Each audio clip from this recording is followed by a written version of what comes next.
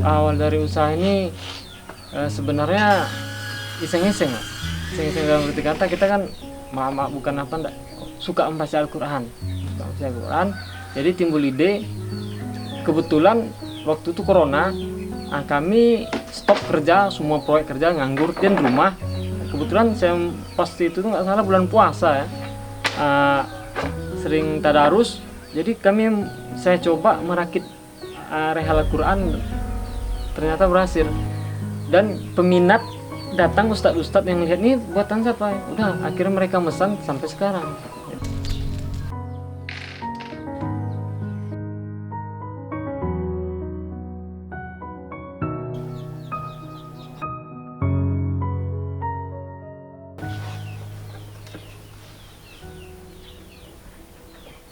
Nama saya Azwar Anas, usia 34 tahun, bekerja di bidang rehal Al-Quran, pembuatan, mungkin produksi, dan selain itu produksi lainnya seperti meja atau yang lain-lainnya dalam bidang kayu dan besi. Kita berfokus sekarang ini pada rehal Al-Quran, tempat bacaan Al-Quran. Awal dari usaha ini sebenarnya iseng-iseng lah. Iseng-iseng dalam arti kata kita kan maaf bukan apa enggak suka membaca Al-Quran. Jadi timbul ide, kebetulan waktu itu corona, kami stop kerja, semua proyek kerja nganggur dan rumah.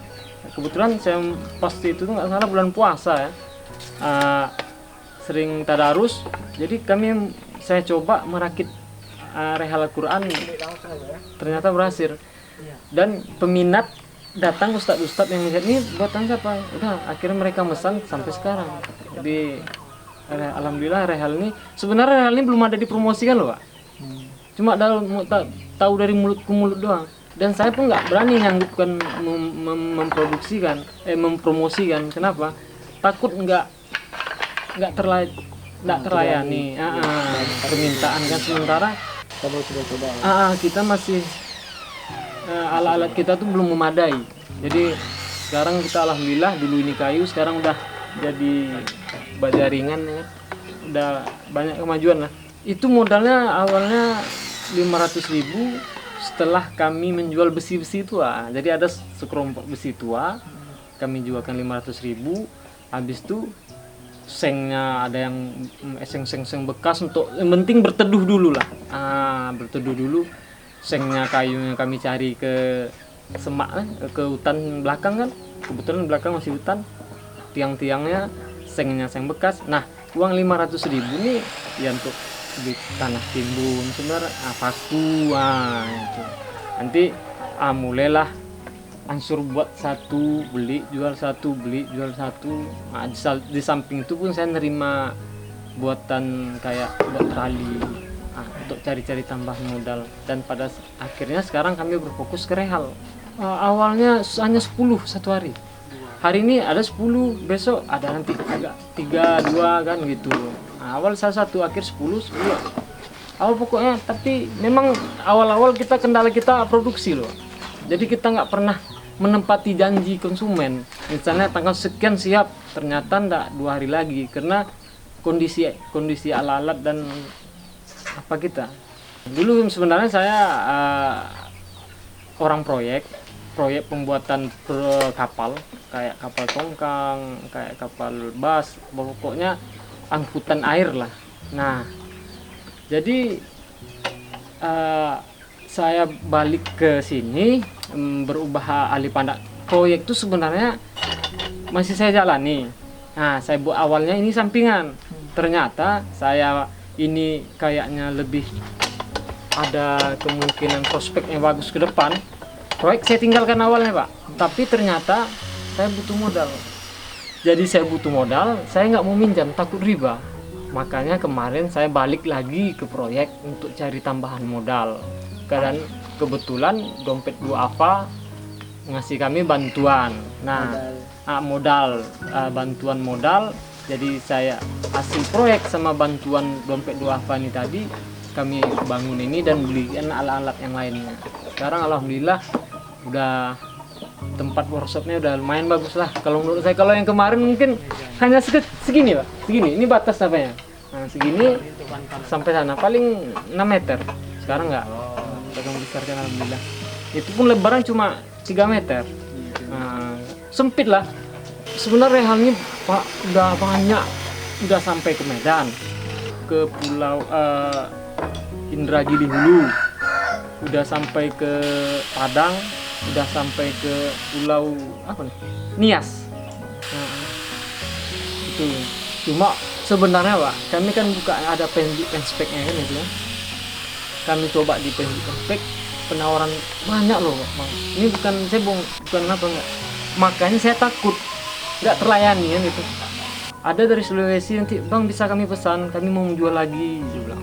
Akhirnya Facebook ini tadi saya nonaktifkan. Nah, karena itu tadi memang butuh, nggak memadai lah kami. Ya alhamdulillah lah sekarang makanya kami mulai lagi. Kebetulan macam corona kan tuh anak-anak SMA tuh libur, kadang mereka sini membantu karena nanti kalau memang yang udah tamat, kalau lagian pesanan banyak itu datang agak 3 orang ya bantu, kita kasih hariannya, kita tanggung makannya gitu. Oke. Dari ini kok bisa. Waduh.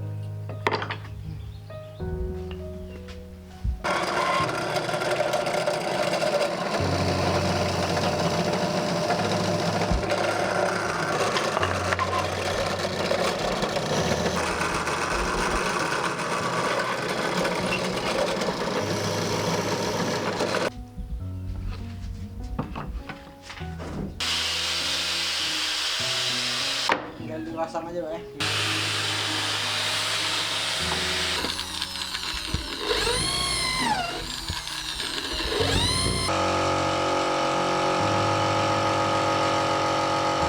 Sebenarnya satu produk rehal kami sisihkan, kalau 25.000 sisihkan dari keuntungan, kami sisihkan 5.000 per rehalnya untuk pembangunan pesantren tahfiz. Nah, kebetulan pesantren tahfiz apa namanya? Lupa pula.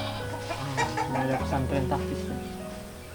Kebetulan saya dimasukkan sama Bu Yani seorang yayasan, karena tengoknya saya apa kan, saya dimasukkan di yayasan pesantren tahfiz ini. Jadi keuntungannya sebagian nanti saya sisihkan 5.000 per satu produk, 5.000. Nanti berapa hasilnya tiap bulan kami store ke sana. Terkadang nggak ke sana semua Pak, kami kasih. Kebetulan saya pengurus musola, saya kasih ke musola ya sebagian. Gitu.